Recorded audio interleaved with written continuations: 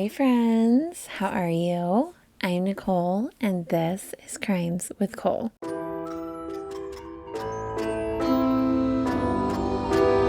So hello. How are you guys doing today? I hope you all are having an amazing day. I hope you are ready for today's case. Oh my. In today's case, we're going back to 1966 before social media and smartphones existed. A woman from Maryland logged onto what was then the early internet. Sharon Lopatka wasn't searching for love or friendship. She was looking for something a little darker. Through a series of chilling online messages, she met a man who promised to make her most disturbing fantasy come true. What followed became one of the internet's first digital-aged murder cases. A case that really blurred the lines, but at what point should one draw the line if the other has already consented? This is the haunting case of Sharon Lopatka. Sharon was born on September 20th, 1961. She grew up in Baltimore, Maryland, and lived with her parents and her 3 younger siblings. She grew up in an extremely religious household, and her parents were very strict on her. They expected a particular behavior out of her, for her to dress a certain way, speak in a certain manner, just very strict on her and her siblings. Despite her home life, her life at school was rather enjoyable. She had a lot of friends, had a great sense of humor. She was really into sports. She played volleyball and hockey. She sang in the school choir and volunteered at the library at her school. She even worked as a nurse's aide her junior and senior year of high school. So, time she graduated, she really just seemed to have positioned herself so that so many opportunities were available to her. However, she wanted to rebel. She was sick of doing what pleased her parents and wanted to do something for herself for once. So she decided to start dating a lot of different guys, like a lot of different guys, because she knew it would upset her parents. She became a spiteful little thing.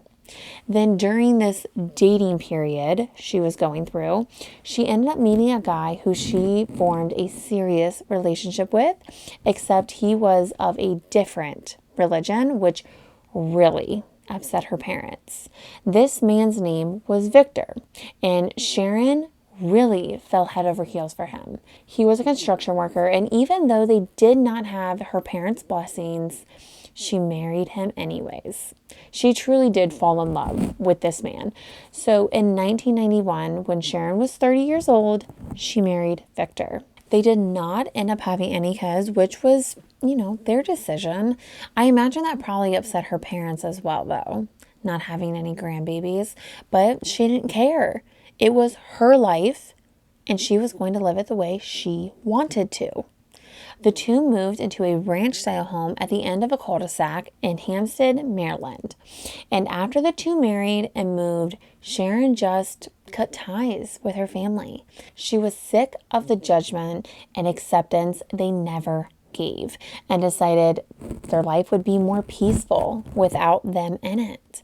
Sharon became a stay-at-home wife, and Victor continued his construction job, and Sharon just kind of kept to herself over the next couple years. She was really into home decor and country crafts. Now in 1995, Sharon is now 33 years old. She discovered the internet. Like the dawn of time internet. Not the internet they have today, but like the dinosaur internet. There was no Google or Amazon. There was no YouTube, no social media. And somehow Sharon still managed to use it to her advantage. So Yahoo and AOL were the main browsers used back on the internet back then. They pretty much ruled during this time, and the main way people would communicate through the internet was through messaging boards.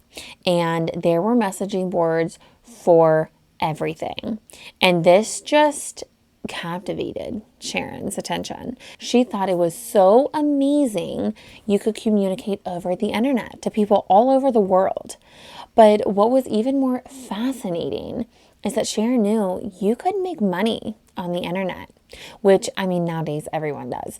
But back in 1995, it was extremely rare for people to do that. But Sharon knew she could. So she had set up this website called House of Dion. And on this website, she took her passion for crafts and home decor and started to sell home magazines for $7 a piece.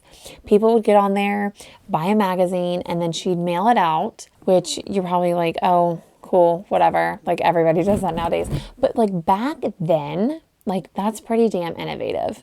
So she did this for a little while and it was going good. But as she became more comfortable with using the internet and her business, she started to become a little more scammy.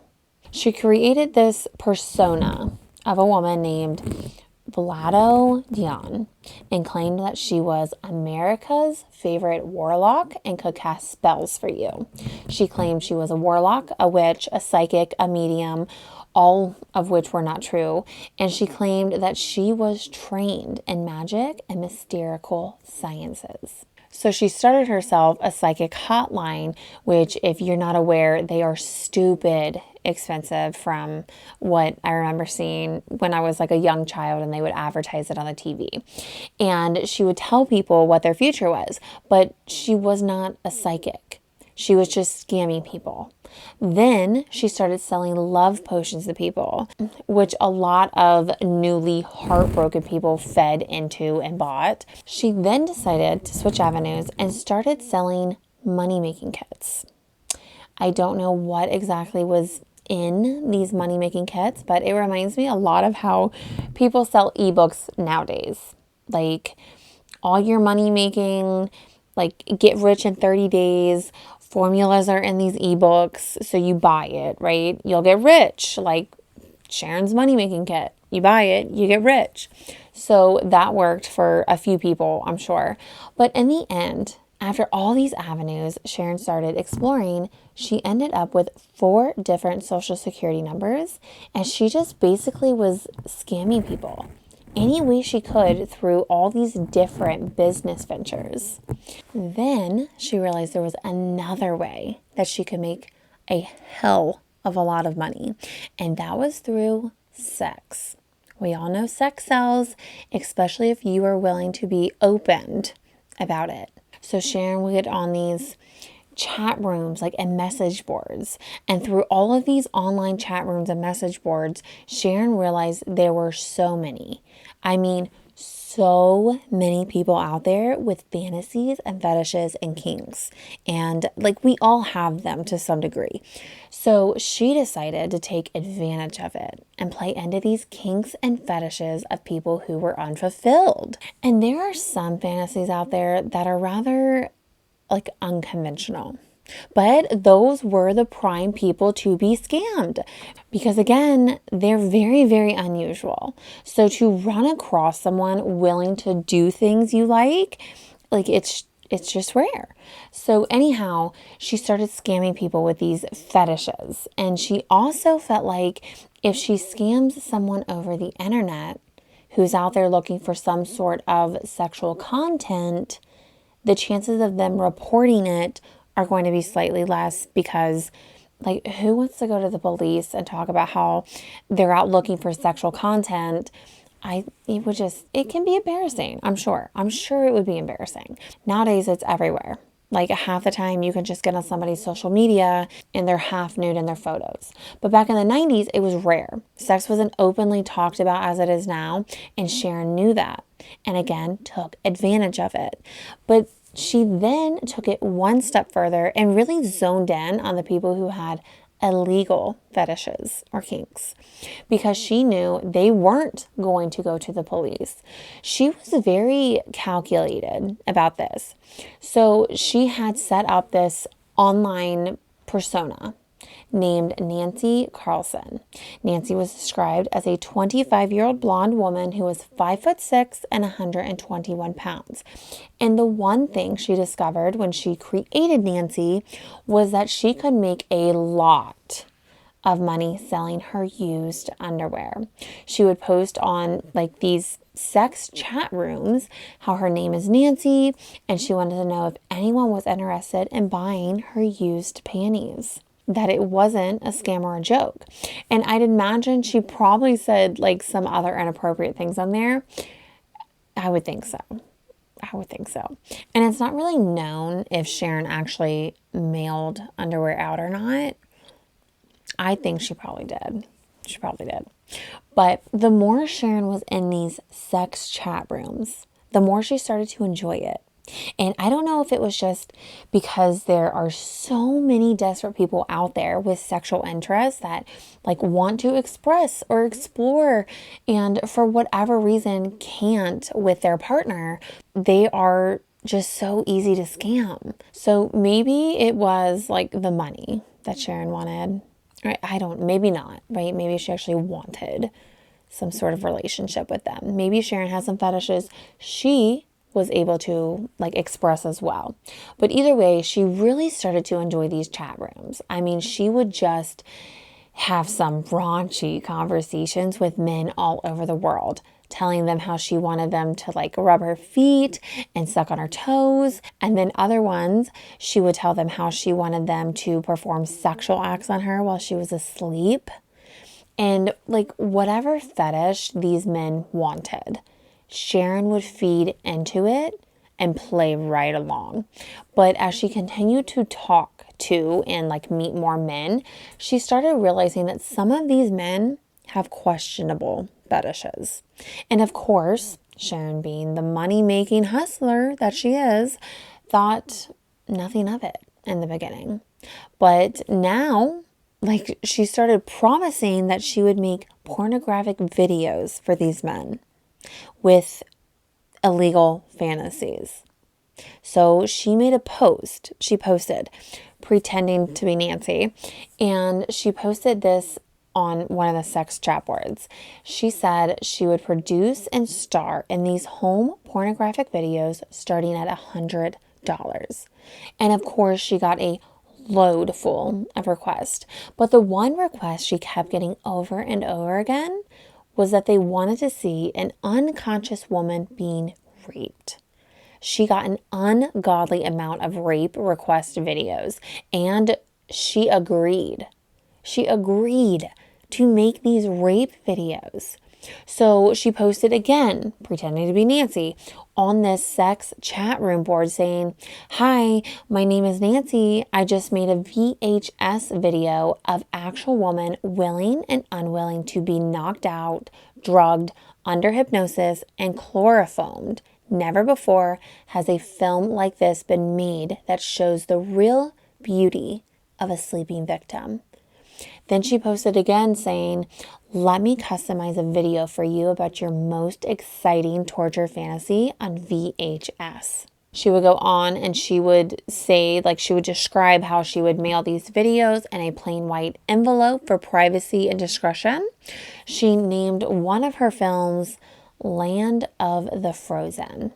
And then she continued on to say how she had 25 girls, all of who were under the age of 30 for these films, and they all volunteered without knowing they were going to be chloroformed. She just like really was getting into these rape requests and putting it out there that she could fulfill any fantasy. And everyone was buying them. I mean, she made a lot of money off of these. Now, like, did she ever send the video? I don't think so, because there's no evidence that she ever like did such a thing. Like, she never actually produced it. And again, like previously mentioned, like, who's going to go to the police and say, "Oh, I was scammed out of $100. I never got my rape video"? No one. So Sharon certainly was playing her cards rather well. I think so. Rather well. Now, she had moved on to her next scheme for Nancy, which was telling everyone that Nancy was a strict dominatrix porn actress that weighs 300 pounds. And the fetishes that these people had that she was talking to had fetishes of cannibalistic sex. It's interesting, I know. But they basically wanted to force feed someone, like a woman. They wanted to force feed a woman until she gained a lot of weight and then eat her. So Sharon would get on these like forums, these chat rooms, and post how she had a fantasy to be kept naked, used for sex, fed well so that she'll gain weight, and then sacrificed and cooked. Then she made another post saying, "Do you dare enter the land of the giants where men are crushed like bugs by these angry yet gorgeous giant goddesses?" She also posted how she wanted to be force fed until she reached her goal weight of 485 pounds. And she wanted the real thing. She was even willing to relocate for this. She also added in there that she wasn't looking for a married man. She didn't want to break up any marriages, which I guess she forgot about her own because her husband had no idea about this side of her.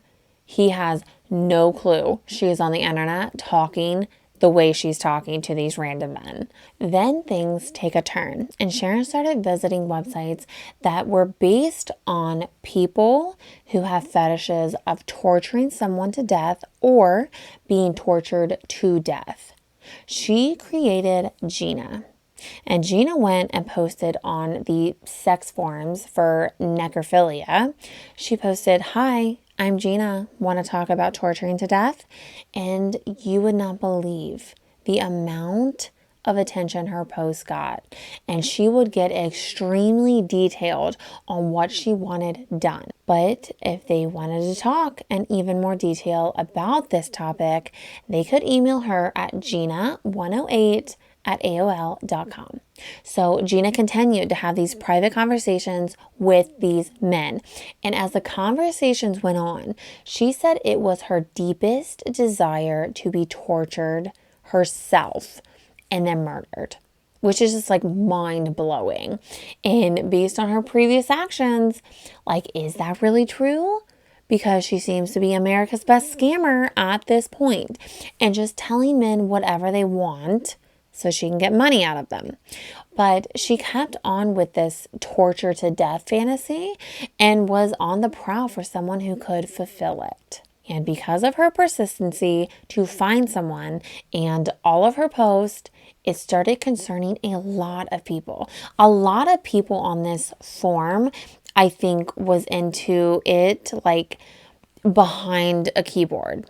Like, you know what I mean? But to actually like go and carry out the act, I think a lot of them would have froze and not done it, or just been like into the role play and you just pretend you're dead. I don't know. I'm not sure how that would play out. But a lot of people who were into it thought she was joking. And when they realized that she wasn't, like, they were done. They didn't want to carry on these conversations anymore. And it was hard to tell if she was actually joking. And because of that, it started to concern a lot of people. Like, people started reaching out to her, telling her, like, you need to seek professional help. And it really started causing some ruckus in the bondage communities online because, like, society already looks down upon that, right? I mean, they question it today, where sex is very socially accepted, and they definitely questioned it back in the 90s.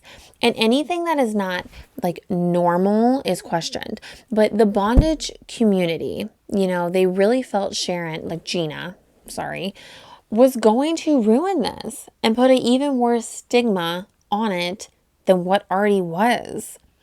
They like to tie people up and like push the limits, not tie people up and kill them. But Sharon wasn't listening. She kept on posting things like, "I want the real thing. I want to die." Or how she didn't ask for people to preach to her. And no one could get through to her. At this time, Sharon had met a man by the name of Robert Glass in one of these sex chat forums. Robert was known by the username Slow Hand. Robert was a 45-year-old man who was a computer engineer. He worked for the government programming tax rolls. He had a wife named Sherry, who he had been married to for a very long time. They had 3 kids together who were 10, 7, and 6 at that time. And Robert was just like a quiet guy who kept to himself. He lived in a normal house with his normal family, working his like normal job back in the 90s. But Robert was obsessed with computers. That was his passion. What Robert's wife didn't know about him, though, was that Robert's other passion was for torture porn and extremely violent sexual acts. He spent a lot of his time in the basement on the computer. So much time that his wife started questioning what he was doing down there on it. His affection for her started to rapidly decrease. He never wanted to be intimate anymore. He wasn't even like loving towards his own children anymore. I mean, it got so bad that one day one of the kids went up to their mother and asked, "Mommy, why doesn't Daddy love you anymore?" So this is when Robert's wife, Sherry, had gone down into the basement one day and looked on Robert's computer. And what she found were thousands of sexual-based conversations he had been having. They were very graphic and extremely violent. And I think it would have had any woman questioning, who in the world did I marry? So as you can imagine, Sherry's world just fell apart. She did not know her husband of many, many years had this side to him. Later that evening, she had confronted him and he was just in disbelief. I think he underestimated his wife's abilities. I don't think he thought she was capable of going to find what she found, especially with it being back in the 90s and computers were so new to everyone. But you shall not underestimate your spouse's ability to creep. So Sherry ended up divorcing Robert and taking the 3 kids. Now we are at August of 1996. Robert and Sharon have started talking with one another about this torture fantasy. This is about 3 months after Robert's divorce. So he is now in overdrive with these sexual desires and urges. And I guess now, since he has no wife or kids around, he can just stay on the computer as long as he wants with no interruptions, which must have been what he did because the 2 of them became obsessed with one another. They could not stop talking. Within a 6-week period, the 2 had exchanged 900 emails. That's 150 emails a week, 21 to 22 emails a day. And there's 24 hours in a day. So just let that sink in. And through all of these emails the 2 were exchanging, it said how Robert had these fantasies to torture a woman sexually, and Sharon had the exact same fantasy. And the 2 of them went into extreme detail about how they wanted their fantasy to play out. So on October 13th, this is when Sharon started to put a plan together to fulfill both her and Robert's fantasy. She gets up that morning. She goes to have breakfast with her husband. This is when she informs him that she's going to Georgia for a couple days to visit some friends. After breakfast, she said her goodbyes and headed to the train station in Baltimore, where she would take a 12-hour train ride to Charlotte, North Carolina, which is where Robert lived. At around 8:45 p.m. that night, she arrives at Charlotte and Robert was there to pick her up. They hopped into his truck and started to head to his trailer. He lived 80 miles or so away, so it was a decent car ride. When they arrived to his trailer, Sharon walked in and all she saw was how disgusting it was. There was dirty clothes everywhere. Dishes weren't done. It was filthy. The floors were nasty. He had dogs, 4 dogs. They made messes in the house, which did not properly get cleaned up. But I guess that's kind of expected when you come home from work and just stay on the computer all night. But despite the fact that his trailer was a pigsty, Sharon didn't care. And the 2 of them just got right to business. They started having sex within moments of entering the trailer. And in fact, during the entire duration of Sharon's stay, they had sex over and over again. Sharon allowed Robert to tie her up, probe her with various objects, torture her, and basically do as he pleased to her. Whatever he wanted to do that would excite him, Sharon allowed it. Now, on October 20th, 7 days after Sharon had left, this is when Victor, her husband, had found a note that she had left for him. The note read, "If my body is never retrieved, don't worry. Know that I am at peace." So immediately, Victor begins to panic because this does not sound like his wife. He immediately calls the police. And when they come over to the home, they wanted to know if they could have access to his wife's computer. Naturally, he's like, yeah. And when they went onto the computer, this is when they discovered Sharon's secret life. You can only imagine how her own husband felt. They started going through all 900 emails between her and Robert, and it wasn't long before they discovered that Robert was this slow hand man that she had been emailing with, talking about how she wanted to be tortured to death. And at first the police were like, surely not. Like, surely this woman is just having an affair and is into some role play or something. But because of the note she left, they had to take this serious. So on October 22nd, they headed up to Charlotte. And at first, we're going to just go bang on the door to Robert's trailer. But for whatever reason, they decided they wanted to sit it out. Wait and see if maybe they come out or like go in together. For 3 days, they sit and wait, and all they see is Robert wake up, go to work, come home from work, go inside, stay inside all night. Then woke up the next day and left for work and did the same thing over and over again. Nothing exciting. Then it dawned on the police, what if Sharon is inside? What if she's tied up and can't come out with him? So the police obtained a search warrant for Robert's place, went inside and saw the disgusting, filthy mess that Sharon saw when she first arrived, but also found a bunch of sex toys and bondage equipment lying around and a bunch of substances. It was very obvious what they were doing, but Sharon was nowhere to be found. They looked around everywhere inside and found nothing. They went outside to look for any evidence, and this is when they discovered a freshly dug mound of dirt all piled up. They carefully pushed some of the dirt off to see if something was in there, and this is when they discovered Sharon's body, just 2.5 feet deep into the ground. Robert was immediately arrested from his place of work, and Sharon's body was taken to have an autopsy done. She had cuts and bruises all over her neck and breast. A lot of sexual torture had taken place, but ultimately, she had died from strangulation. They brought Robert into an interview room and questioned him, who is Sharon to you? How do you know her? Why is she buried in your backyard?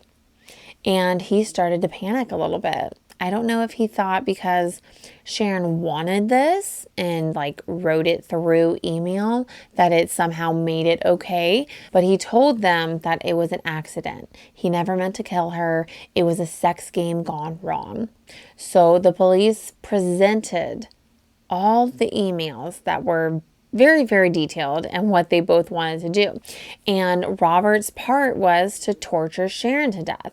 Again, Robert started panicking and tells the police everything that had happened. How when Sharon arrived, they engaged in violent, consensual sex. Robert made it very clear that everything he did, Sharon wanted. He had violently beat her during sex until she started bleeding. And this went on for all 3 days she was there, amongst other things. On the 3rd day, she had asked him to strangle her during sex. So Robert tied Sharon up with the rope and then used a nylon cord and wrapped it around her throat and began to choke her. And as they were having sex, he kept applying more and more pressure. And before he realized it, it had completely cut off her air supply and she ended up passing away. After he realized she was dead, he buried her body in the backyard. So Robert was charged with first-degree murder and had to wait in jail while awaiting trial. It took a couple years because it was a very complex case. You have a woman who is asking to be tortured to death, and you have a man who is willing to fulfill his wishes, kind of like assisted suicide. I think that's what they call it. Like when you are medically ill and wish to be taken off, whatever, and like to end it. You know, a lot of people struggle with that. Is it okay or is it not? So that's kind of like this case. Sharon was asking for this according to the emails, but then what the police found on Robert's computer was inappropriate pictures of young children, like a lot of them, videos, everything. So I think that probably left a certain taste in their mouth, making them feel just fine about that murder charge. So in addition to the murder charge, he was also charged with 6 counts of second-degree sexual exploitation. Now, in January 2000, Robert decided he didn't want to go to trial anymore, and he was going to take a plea deal, which reduced his first-degree murder charge to voluntary manslaughter. So he only ended up getting 3 to 4 years in prison for the manslaughter charge and was given 21 months for the indecent photos and videos of children. So overall, he was given about 6 years for his crimes. But because of his time spent in jail awaiting his trial, he only had a couple left once he had taken the deal. He was due to be released in February 2002. But 2 weeks before Robert's release date, he ended up dying of a heart attack. Isn't that wild? That's like karma at her finest. But that is all I have for today. You'll have to let me know what you guys think. And until next time, please remember to be safe, and I will see you then. Bye.